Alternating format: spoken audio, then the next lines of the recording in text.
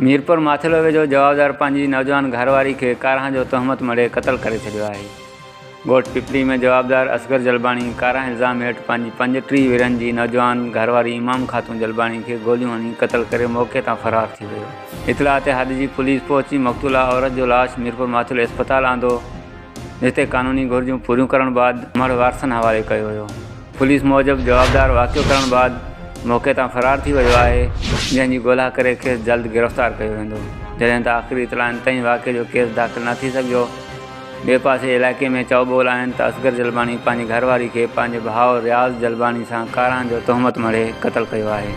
वाक़े बाद असगर जलबाणी इल्ज़ाम हेठि आयल संदसि भाउ रियाज़ जलबाणी घर ख़ाली करे अणॼातल हंधि फ़रार थी विया आहिनि।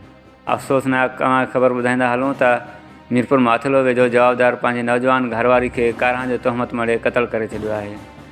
ॻोठ पिपली में जवाबदार असगर जलबाणी कारां इल्ज़ाम हेठि पंहिंजी 35 वरनि जी नौजवान घरवारी इमाम ख़ातून जलबाणी खे गोलियूं हणी क़त्ल करे मौक़े तां फ़रार थी वियो।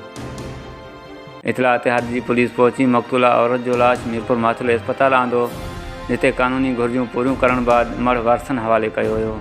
पुलिस मूजिबि जवाबदार वाक़ियो करण बाद मौक़े तां फ़रार थी वियो आहे, जंहिंजी ॻोल्हा करे खेसि जल्द गिरफ़्तार कयो वेंदो। जॾहिं त आख़िरी इतलाउनि ताईं वाक़े जो केस दाख़िल न थी सघियो। ॿिए पासे इलाइक़े में चौबोल आहिनि त असगर जलबाणी पंहिंजी घरवारी खे पंहिंजे भाउ रियाज़ जलबाणी सां कारां जो तहमत मड़े क़त्ल कयो आहे। वाक़े बाद असगर जलबाणी इल्ज़ाम हेठि आयल संदसि भाउ रियाज़ जलबाणी घर ख़ाली करे अणॼातल हंधि फ़रार थी विया आहिनि।